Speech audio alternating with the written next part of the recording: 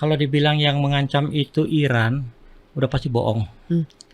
Karena dia terkucil sendirian tuh di kawasan itu.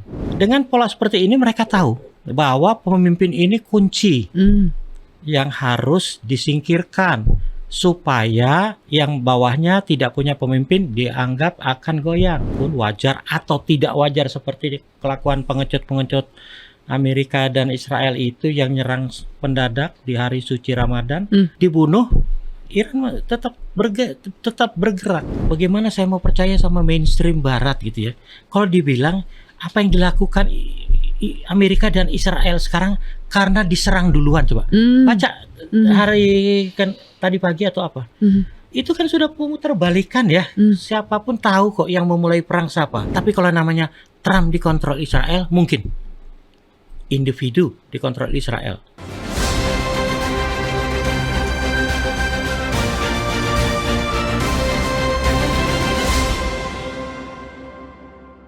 Masyarakat dunia khawatir dengan apa yang terjadi di Timur Tengah, khususnya ketika ada peristiwa Amerika Serikat dan Zionis Israel menyerang Iran pada 28 Februari. Penutup bulan Februari ditutup dengan serangan yang luar biasa.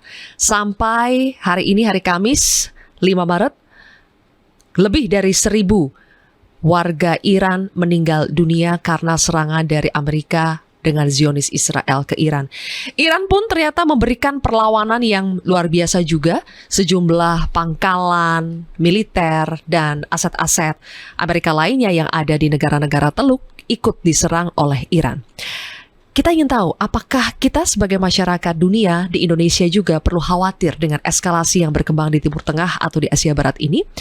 Sudah ada bersama saya di sini adalah Si Paling Iran. Kenapa Si Paling Iran? Karena pernah 4 tahun ya, Pak Dian Wirengjurit menjabat sebagai Duta Besar Indonesia untuk Republik Islam Iran.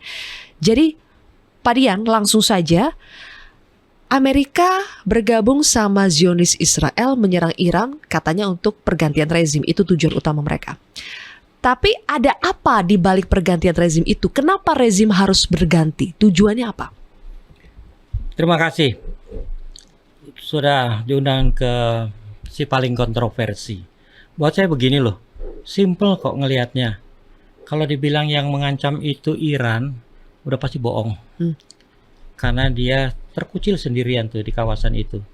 Dia Syiah, yang lain Sunni, dia Persia, yang lain Arab. Jadi kalau dalam posisi seperti itu, siapapun negara, termasuk Israel sebenarnya, dia terkucil Yahudi di tengah-tengah Arab. Makanya militansi dan pertahanannya pasti kuat. Nah, Israel dan Amerika jelas makin kuat. Tapi kalau Israel sendiri pasti biasa-biasa saja. Nah, Iran yang peradabannya panjang, pasti dibalik semua yang kita lihat, dia sudah menyiapkan mengantisipasi kalau ada terjadi di sekitar dia. Apapun yang terjadi. Apalagi yang terjadi itu mengancam dia langsung. Yang sekarang ini buktinya. Sejak revolusi aman-aman aja tuh, ya nggak? Dari tahun 79 sampai kemarin diserang itu kan aman, nggak ada perang, nggak ada apa. Pernah nggak Iran nyerang? Nggak pernah nyerang duluan ya Pak ya? Nggak pernah nyerang duluan, aman damai. Baru ketika upaya menggulingkan pemerintah ini dilakukan, pertama 2002 poinnya, ketika dibilang Iran punya senjata nuklir. Iya. Itu kelompok oposisi, bayangin kelompok oposisi di pengasingan di Amerika bisa memperlihatkan foto-foto citra satelit yang katanya dari mata-mata, yang katanya dari pembelot, yang dari agen-agennya. Bagaimana mungkin sebuah kelompok oposisi di luar bisa punya citra satelit? Apa dia punya citra satelit? Punya satelit? Udah pasti bohong. Kalau dia bilang punya, pasti disuplai. Siapa yang mensuplai? Amerika. Nah, dengan foto-foto inilah disebarkan menjadi bahan provokasi kepada negara-negara sekitarnya. Bahwa ternyata yang negara terkucil ini diam-diam punya senjata nuklir. Bahaya. Nah, kalau bahaya artinya apa? Jangan dicegah, jangan sampai punya. Mengingat mereka, siapapun tahu, Amerika tahu bahwa negara Islam Iran itu kan polanya seperti Katolik, punya pemimpin, punya ayatullah, di sana punya kardinal, paus, di sini punya kelompok ayatullah, di sana kelompok kardinal. di bawahnya lagi di sini punya mullah, di sana punya pastor gitu kelompoknya. Nah, dengan pola seperti ini mereka tahu bahwa pemimpin ini kunci yang harus disingkirkan supaya yang bawahnya tidak punya pemimpin dianggap akan goyang. Buat negara lain silakan, pemimpinnya dibunuh, pemerintahan bubar. Di Iran salah perhitungan dia. Beda ya Pak? Beda, karena dengan struktur ini masalah di atas diganti dengan cara apapun, wajar atau tidak wajar, seperti kelakuan pengecut-pengecut Amerika dan Israel itu yang nyerang pendadak di hari suci Ramadan, dibunuh, Iran tetap bergerak. Ada istilah kan, cacing itu pun kalau kita injak pakai sepatu pasti tetap gerak gitu loh. Nah, ini Iran ditekan, ya dia tidak akan diam. Kenapa bisa begitu Pak? Kenapa hanya Iran yang bisa begitu? Karena dia satu dari sedikit peradaban dunia. Lihat Cina, militansinya juga tinggi. Ribuan tahun dia mengalami berbagai macam gejolak dan perang, survive. Lihat katakan siapa lagi yang kuat? Kalau peradaban Mesir, ada Yunani. Tapi dari sedikit itu bisa dilihat. Katakan Yunani hilang, tinggal bekas-bekasnya. Roma hilang, tinggal bekas-bekasnya. Mesir hilang, tinggal. Dua yang saya perhatikan, Cina dan Persia, itu yang bisa bertahan dari segala gempuran. Loh, kalau gempuran seperti ini, buat Iran saya yakin kecil. Makanya Amerika dan cecunguknya itu si Israel, si Netanyahu, tidak menduga bahwa diserang. Dia pikir akan, apalagi waktu itu juga akan dijanjikan perdamaian, tapi diserang tiba-tiba. Dia pikir kaget dan katakan berubah pikiran Iran gitu deh, untuk lebih lunak. Iya, serangan ini kan terjadi pada saat negosiasi nuklir ya Pak, antara Amerika dengan Iran. Nah, pertanyaan saya sebetulnya Amerika ini sudah tahu kalau Iran itu sebetulnya tidak punya nuklir, tapi dia sengaja nih framing nih, bikin cerita itu. Demi apa? Tujuannya apa? Dia tuh mau rezim berganti itu supaya apa? Mudah menguasai Iran atau bagaimana, Pak? Itu prolognya tadi. Sekarang kalau mau langsung aja gampang kok. Kalau Iran satu-satunya dari negara Teluk, maaf, yang katanya Arab, katanya Islam, yang ternyata tunduk sama Amerika, menjadi konconya Amerika. Tinggal Iran. Berarti Iran harus ditumbangkan, harus nurut Amerika. Oh, jadi Iran tidak kebeli gitu ya Pak? Iran tidak kebeli, persis, ngerti aja. Betul, tidak kebeli. Artinya apa? Dengan kenyataan bahwa Timur Tengah, Venezuela yang sudah ditundukkan, mungkin sekarang dia beralih ke Pasifik. Buat saya jelas kok, tujuannya menguasai energi kok. Loh, Trump itu kan pebisnis. Apalagi yang dicari untuk dirinya kecuali bisnis. Balik lagi berarti ini perang energi. Ekonomi. Bukan ideologi, bukan berebut hegemoni kekuasaan, tapi motif ekonomi ya Pak. Terutama motif ekonomi, dan ekonomi itu bisa dicapai dengan menguasai hegemoni, itu bisa dicapai dengan menguasai ekonomi. Ekonomi. Berikan gambaran kepada kami Pak yang tidak tahu sebetulnya apa sih yang dimiliki Iran? Harta apa yang dimiliki Iran sampai sebegitunya Pak? Dikucilkan, dimusuhi, tapi tetap selalu menjadi gula yang menarik buat yang lain-lain ini. Betul. Nah, di Iran itu banyak yang nggak tahu loh, bahwa keberagaman dan toleransinya mereka itu jauh lebih tinggi. Yahudi punya komunitas, punya wakil di parlemen.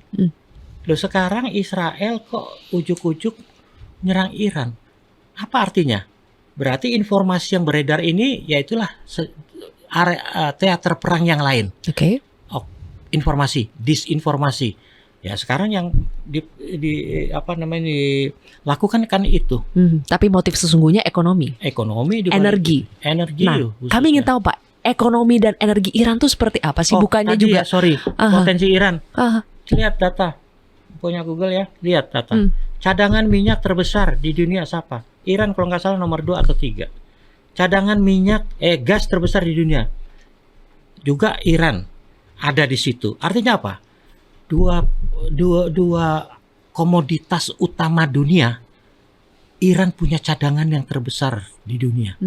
Apa nggak itu menggiurkan secara ekonomi? Uranium dan litium gimana tuh Pak? Kalau uranium Iran nggak punya. Dulu itu juga jadi sasaran tuh, karena dia punya program ini pasti punya uranium.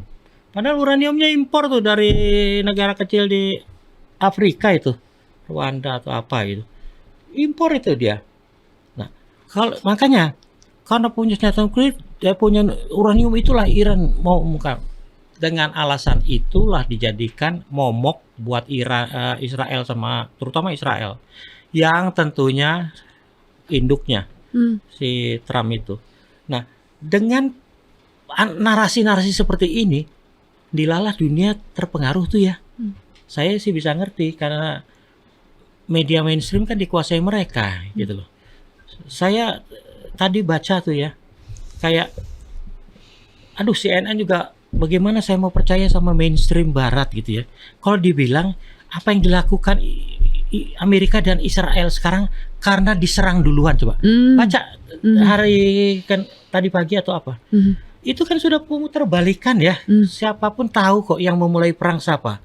Nah, cara-cara kotor seperti ini, provokasi seperti ini, penyelewengan informasi seperti tadi, Sunni, Syiah, agama segala macam, semua dilakukan secara masif terhadap Iran. Artinya dari segala front Iran diserang, dikeroyok rame-rame ya Pak. Secara fisik juga. Ya, secara fisik juga dan secara framing juga. Oh iya, iya. Tapi apa yang bisa membuat Iran bertahan sekian Betul. lama ya Pak? Minyak dan gas, karena ekonomi, energi. Semua gerakan perlu energi, betul nggak? Gerakan tangan kita gini kan ada energi, apalagi ya mekanik. Semua itu pasti butuh energi. Nah, energi itu minyak atau segala macam, iya, disitulah. Orang boleh-boleh sekarang kita sudah mulai beralih ke energi baru, terbarukan, hijau, biru, segala macam. Sampai 50 tahun ke depan saya yakin minyak dan gas bumi masih akan dominan sebagai energi penggerak ekonomi dunia. Artinya apa? Siapa menguasai minyak, dia menguasai dunia. Saking menguasai minyak, gambaran masyarakat di dalam, misalnya BBM Pak, harga BBM katanya murah sekali ya Pak. Berapa ratus perak doang per liter? Saya di sana 300 perak, 350. Itu tahun? Rupiah, tahun 2012. 2012 350 perak rupiah. Ya. Kalau dirupiahkannya. Saya bulan Juni lalu sebelum perang main-main ke sana. Seminggu sebelum perang, saya pulang tanggal 7, tanggal 13 perang. Nah, dari 7 Mei sampai 7 Juni saya ada di Iran. Keluyuran, kembali ke tempat-tempat itu. Nah, dengan kalau gini loh, udahlah, sekarang perang namanya perang informasi itu luar biasa kotornya ya. Fitnah isinya gitu loh kepada Iran gitu loh. Narasi lain yang diciptakan lagi Pak Dian adalah Iran seperti membabi buta menyerang ke negara-negara lain yang sebetulnya tidak ikut menyerang Iran. Pangkalan militer yang ada di negara-negara Teluk itu diserang oleh Iran, dianggap melanggar aturan internasional, piagam PBB dan sebagainya. Beneran melanggar apa enggak Pak? Ini contoh ya, pengalihan isu lagi kan. Yang mulai siapa, yang dituduh siapa. Iran lagi tenang-tenang, dijanjikan perjanjian, lagi puasa diserang. Itu kenyataan. Kok dibilang Iran yang mulai? 40 tahun revolusi kan gak pernah Iran menyerang tetangganya. Gak ada cerita. Masa ujuk-ujuk lagi puasa, mereka lagi ibadah malah nyerang gitu loh.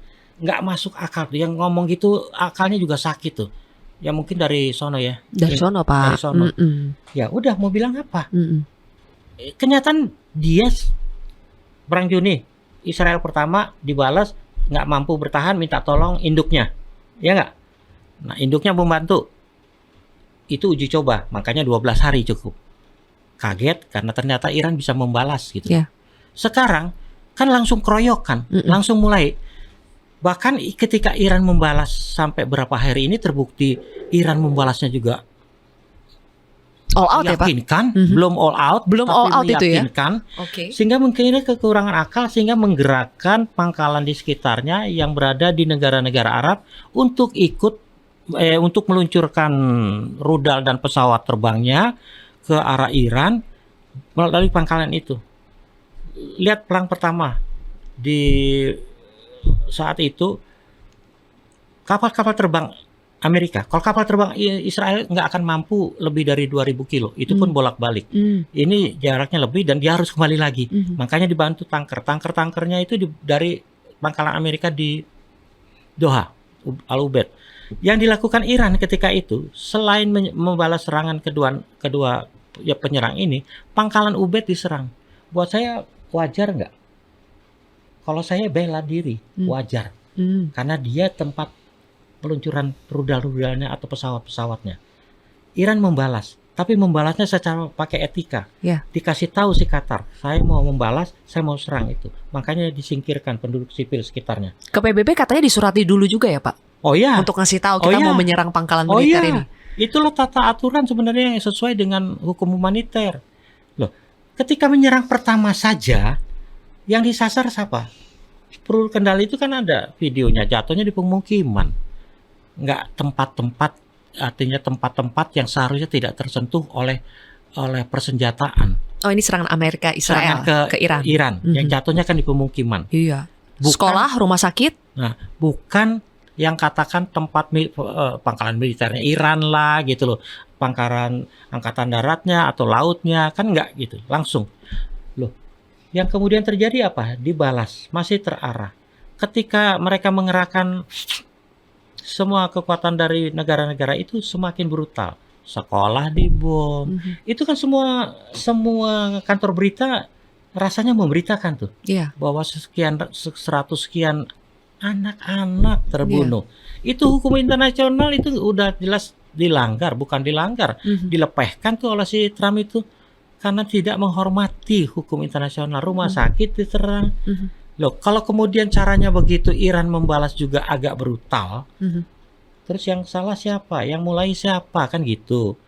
Ya, kita tahulah kalau orang waras tahu apa yang dilakukan mereka itu, Trump sama si Netanyahu itu kan di luar batas kemanusiaan ya, dari awal, Dari awal. bukan sekarang. Menurut Pak Dian, kenapa Trump sampai sekarang Pak, dia merasa benar apa yang dia lakukan, paling benar sendiri, merasa bahwa dia justru dia sedang menyelamatkan rakyat Iran. Terus juga dia merasa bahwa dia adalah orang yang berperan menjaga perdamaian dan ini harus dilakukan. Saya mau bilang gini, terus terang ya, capek ngomong ini orang. Nggak warasnya, nggak sembuh-sembuh gitu loh ya. Nggak tahu udah berapa obat kali salah terus nih. Karena itu dia tadi. Orang waras itu dikasih tahu paling tidak dengar. Kalau sudah dengar paling tidak, ya udah tidak melakukan apa yang dilakukan yang ternyata mudarat gitu, membawa kesengsaraan bagi orang lain gitu ya. Kalau ini malah seneng tuh, artinya apa sih? Ya sakit jiwa kan, dan udah positif kronis gitu kali ya. Karena udah nggak mau dengar siapa-siapa kok, mau-maunya sendiri kok. Saya kehabisan kata-kata loh kalau ngomong ini orang nih. Satu ini. Jujur ya, saya nggak benci Amerika loh. Saya senang Amerika. Saya waktu penempatan ditugaskan di Amerika, saya enjoy kok. Saya tukang keluyuran. Sebut klub mana, basket mana yang saya nggak tonton di New York itu. Kalau lagi main di New York, NBA situ belum lahir, saya udah nonton di Madison Square Garden. Artinya saya nonton, saya nikmati kemerdekaan mereka, hiburan mereka, dan semua nyaman. Sampai presiden yang sebelum ini. Nah, ketika presiden sekarang ini kan berubah. Ya kan, Pak, tapi saya penasaran Pak, sebetulnya kalau menurut Pak Dian, siapa yang lebih bergantung dan siapa yang lebih dikontrol? Apakah Amerika yang mengontrol, apakah Trump yang mengontrol Netanyahu, atau sebaliknya justru Israel yang mengontrol Amerika? Kalau Israel mengontrol Amerika tidak. Karena dia kecil, Amerika besar, kira-kira begitu kan, secara akal sehat aja dia. Tapi kalau namanya Trump dikontrol Israel, mungkin individu dikontrol Israel. Makanya saya selalu ingat buku yang namanya Israel Lobby, Mearsheimer itu. Oh, itu yang namanya lobby lobby Yahudi sana memang kuat. Anda kalau main-main ke New York, beli apa HP di Manhattan, semua yang pegang tokonya Yahudi. Itu baru kebutuhan rakyat. Kebutuhan negara apa? Pertahanan. Ya, industri Amerika di sana, industri pertahanan Amerika itu yang namanya yang disebut military industrial complex itu dikuasai oleh Yahudi, orang-orang berdarah Yahudi, seperti Lockheed, Boeing segala macam, Hmm. apalagi yang khusus persenjataan dikuasai oleh Yahudi. Nah, kalau dibilang apakah Israel menguasai? Hmm. Tidak. Biar bagaimana itu industrinya Amerika. Buktinya ya Amerika yang menentukan mau buat berapa, untuk dijual ke siapa. Tapi kalau dibilang Trump dikuasai Jewish lobby, Israel lobby, saya yakin iya. Ada kaitannya Pak dengan apa yang tertulis di dokumen Epstein File itu ya?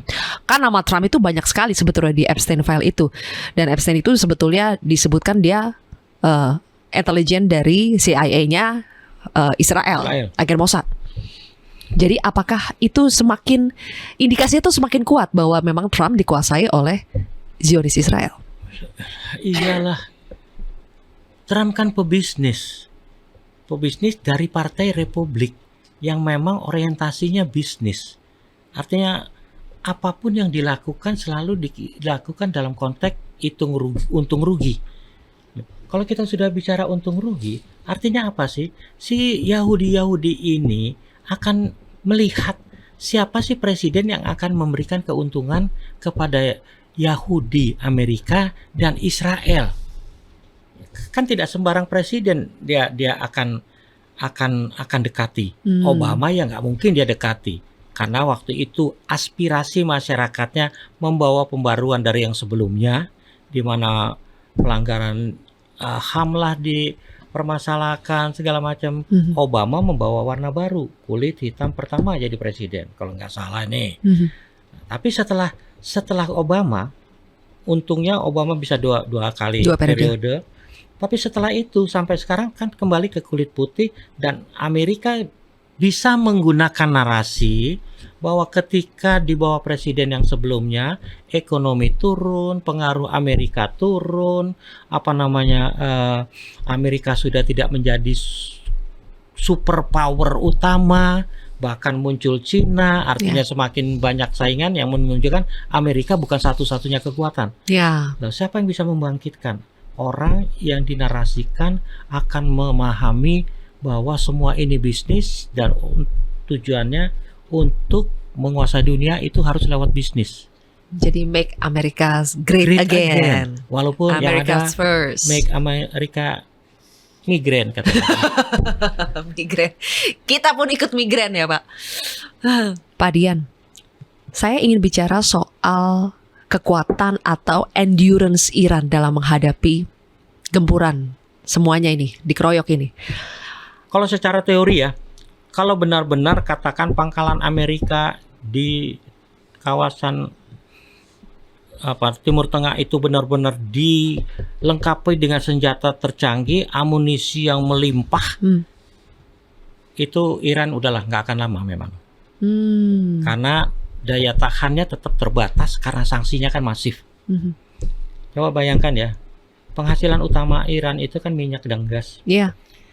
Produksinya 4 juta barel sehari kalau normal. Tapi gara-gara embargo itu hanya diperkirakan, karena negara lain kan nggak boleh beli sama Iran ya. Sama Iran. Diperkirakan produksinya hanya mampu 1,5 juta. Berarti dia berkurang 2,5 juta dari pemasukannya. Tapi ternyata kan tadi saya bilang energi kan akan tetap menjadi penggerak utama dunia. Tapi kita nggak nyangka juga Pak kalau Iran tuh punya rudal yang canggih-canggih. Justru itu yang saya mau bilang. Ternyata di Iran ini mampu memproduksi 3 juta.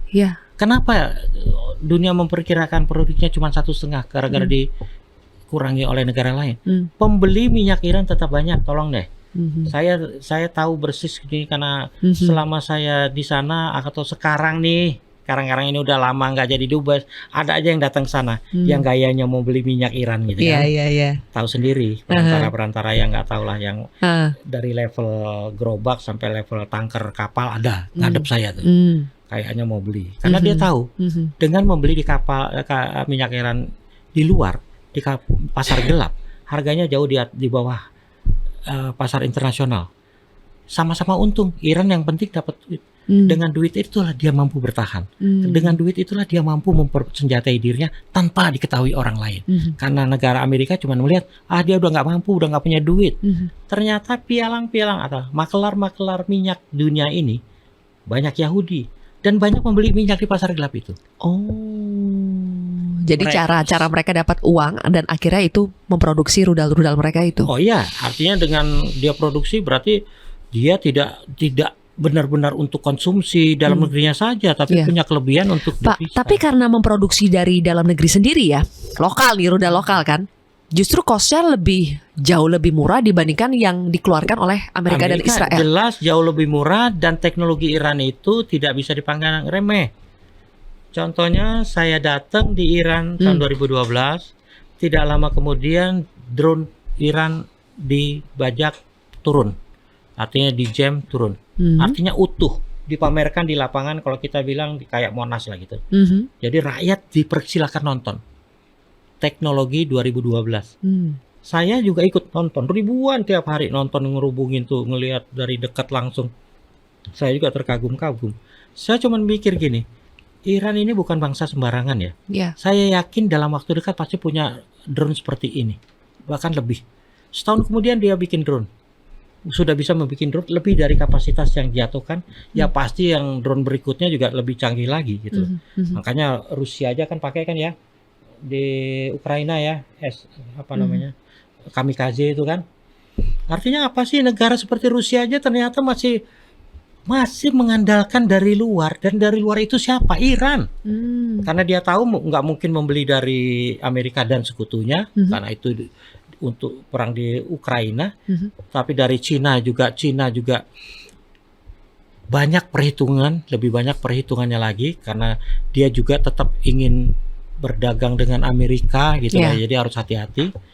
Iran bikin sendiri dengan sumber daya manusia sendiri. Dan mereka merahasiakan ya Pak, jumlahnya berapa, kemudian wah, kalau ibaratnya ini orang udah punya banyak nih, kaya banget sebenarnya, cuma diam-diam aja. Urusan militer adalah urusan rahasia. Ya. Jadi kalau dibilang Indonesia punya 10 rudal, belum tentu. Iran punya 1000 rudal, belum tentu. Iya.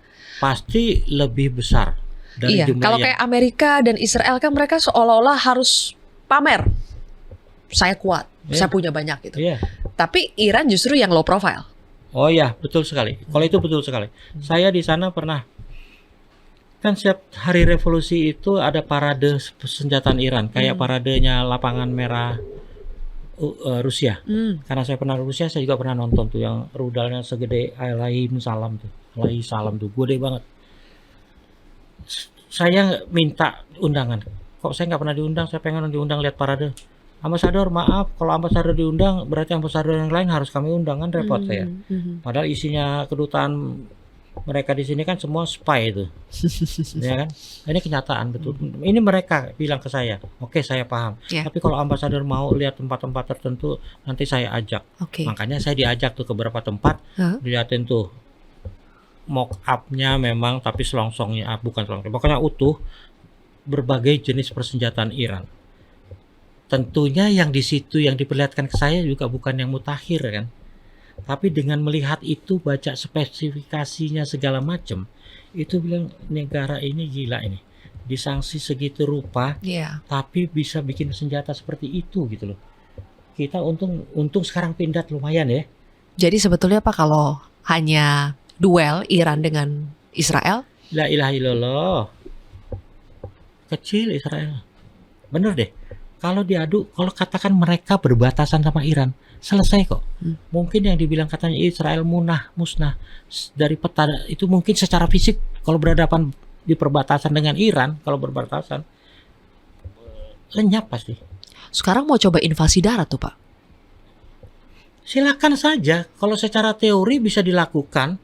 Mengingat Iran Amerika pernah mencoba yang tahun 80 berapa itu, yang membebaskan sandera 81, 82. Helikopter pasukan marinir diturunkan segala macam. Baru berapa sorti, berapa kali penerbangan kan kemudian kecelakaan. Kecelakaannya kan satu, mesin rusak, yang kedua kesambar angin, badai gurun. Makanya operasinya waktu di Kuwait itu kan badai gurun tuh, mungkin terinspirasi itu tuh. Jangan sampai kejadian badai gurun kita helikopter jatuh. Makanya berhenti itu. Artinya apa? Ya angkatan darat silakan, tapi Iran itu negara nomor 15 terluas di dunia. Bukan Israel yang segini, bukan Venezuela agak gede. Tapi maksudnya luas Dan jumlah angkatan daratnya, pasukan daratnya lebih banyak ya Pak dibandingkan Israel. jelas lebih banyak. Ya. Dan masalahnya Iran belajar dari banyak hal, semua pangkalan semua itunya tersebar, dan bahkan, dan saya percaya, apalagi beberapa foto beredar ya di gunung-gunung batu itu isinya juga kemungkinan yang sekarang diluncurkan tuh, makanya nggak terdeteksi karena mereka kalau di atas apa nih, storage-nya di atas bumi, di atas daratan, Ya. kan gampang terdeteksi itu. Makanya kan banyak beredar Iran sedang mengembangkan di fasilitas ini Ya. berdasarkan citra satelit bahwa kelihatannya ada banyak truk datang sana, betul nggak? Iya. Nah, emang truk pasir bagaimana kalau lagi bangun pemukiman, ya nggak? Ya bahwa di bawahnya pemukiman ada rudal ya kita nggak tahu gitu loh. Tapi artinya narasi yang dikembangkan itu semua gerak Iran dikaitkan dengan pembuatan senjata gitu loh. Sehingga menakutkan atau paling tidak mengkhawatirkan tetangga, sehingga tetangga minta bantuan karena nggak mungkin lah. Dubai itu apa? Dubai kan penduduknya cuma 1 juta tuh, tapi orang aslinya kan 3 juta. Pembangun apa namanya yang bangun-bangun itu kan orang Bangladesh lah, Pakistan. Nah, artinya sejuta sih mau punya pertahanan harus begini, harus begitu gitu loh. Karuan hidup seneng aja, mewah, bergemerlapan gitu kan. Sekarang dalam kondisi seperti itu, apakah mereka tuh mau gitu loh dirubah gara-gara perang yang kita nggak tahu menau gitu. Nah, terus kenapa kok mau? Ya itulah karena mereka sudah di bawah kekuasaan Amerika, sudah jadi anteknya. Bahasa Perancisnya sudah jadi jongosnya, ya kira gitu. Disuruh apa aja mau, maksudnya. Disuruh, gue lagi perang nih sama tuh orang, serang lo ikut mukulin. Nah itu kan gaya preman jadinya. Preman iya, tapi ternyata insecure juga ya Pak ya. Siapa? Insecure banyak Amerika, negara-negara Ya insecure yang merapat ke Amerika itu semuanya insecure dengan Iran. Sangat insecure, dan sekarang mulai mikir bahwa saya yakin rakyatnya pun pasti sudah mulai bergerak untuk meyakinkan pemerintahnya, ngapain sih ikut-ikutan gitu loh. Karuan kayak dulu, kita tenang, Iran tenang, kita bangun kilang, kita bangun hotel mewah segala macam, aman-aman aja tuh. Ini gara-gara ini sekarang kalau mau bangun mikir, mau ke hotel mikir. Akibat siapa? Akibat Iran? Enggak, akibat mereka jadi cecunguknya Amerika. Tapi kita perlu khawatir sampai ini tereskalasi lalu menciptakan perang dunia ketiga, China dan Rusia terlibat, itu sampai ke sana gak ya Pak? Perang dunia kedua itu dilakukan karena berbagai sebab, hal, dan dilakukan secara kelompok dengan kelompok, kira-kira gitu ya. Ada kelompok apa namanya sekutu, ada kelompok apa namanya tuh fasis, Jerman sama Italia sama Jepang, yang waktu itu negara kuat. Kan alasannya juga kalau dipikir nggak jelas ya, perang dunia itu. Coba apa sih? Udah gitu coba pikirin lagi, kenapa sih Amerika yang jauh di sana ikut-ikutan di Eropa dan di Asia? Tujuannya apa?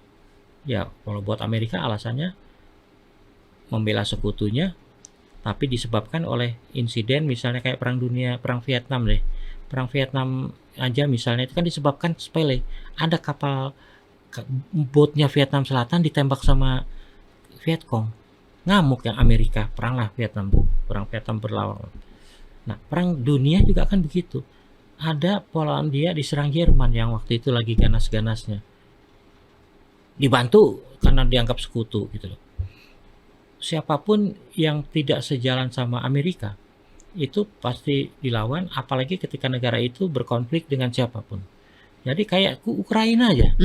Apa sih Ukraina gitu, selama ini nggak ada apa-apa. Ya ternyata ya itu lagi politik lagi. Ukraina itu salah satu negara buffer dengan Rusia yang belum ditundukkan. Yang lainnya kan yang mantan-mantan mantan Uni Soviet itu kan sudah satu persatu mengakui NATO, menjadi NATO gitu kan. Ukraina yang dulunya satelit Uni Soviet seperti Belarus ya, ternyata masih nggak mau di bawah Rusia sekarang. Mereka cenderung memihak Barat. Semua hal yang terjadi di dunia yang tidak sesuai dengan aspirasi Amerika, pasti Amerika ikut campur. Ya alasannya dikarang-karang. Kayak orang berantem aja gitu ya, tanya aja preman, senggolan dikit berantem. Kalau dia nggak nyenggol ya kita senggol gitu loh.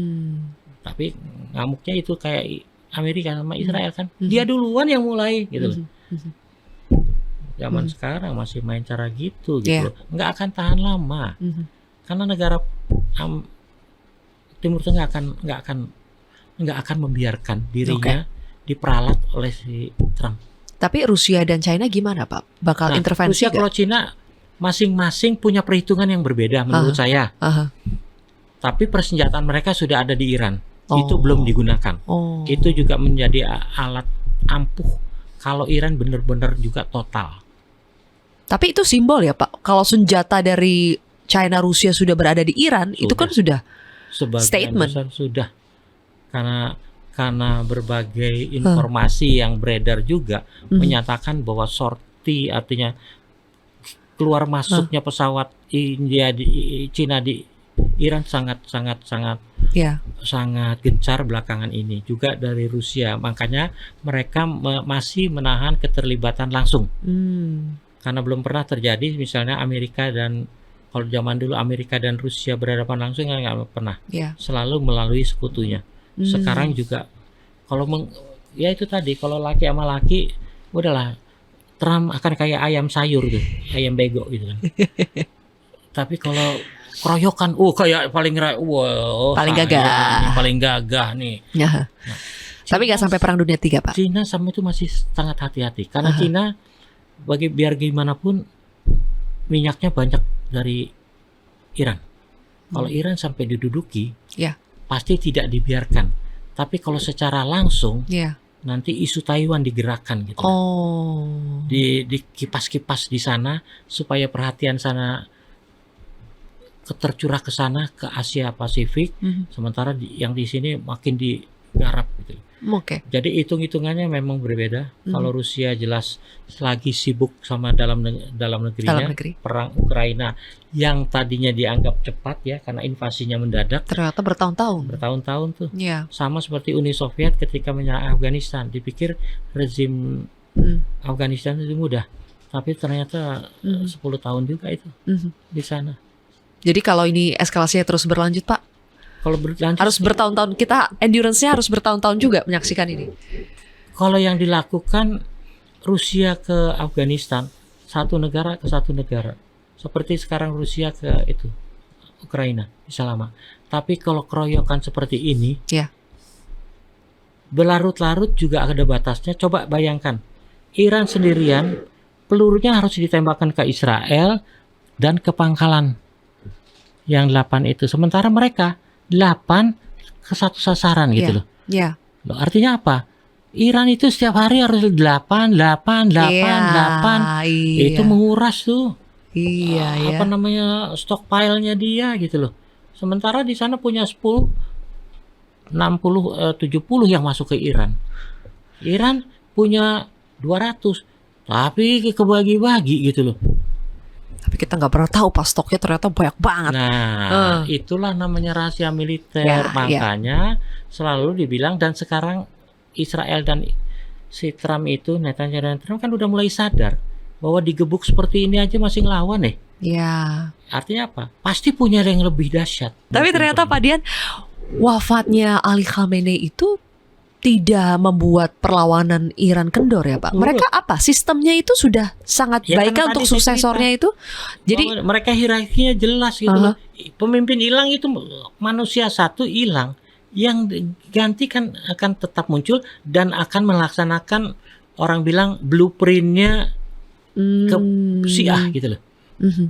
Berarti prediksi mereka tuh Amerika Israel salah dong. Kan itu kan sebenarnya mau membunuh Ali Khamenei plus pemimpin-pemimpin Iran lainnya sampai ada anak cucunya juga yang ikut terbunuh.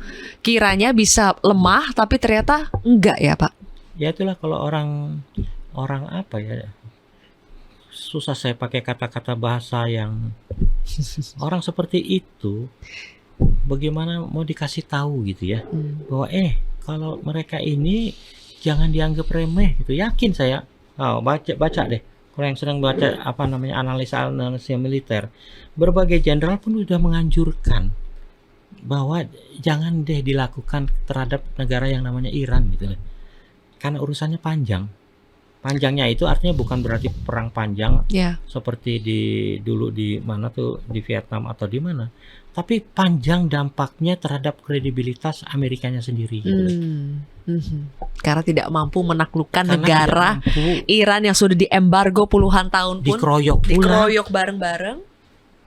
Itu artinya ya Amerika udah keroyokan aja nggak menang. Begitu teman-teman, podcast Si Paling Kontroversi untuk episode serangan Amerika Serikat Zionis Israel terhadap Iran.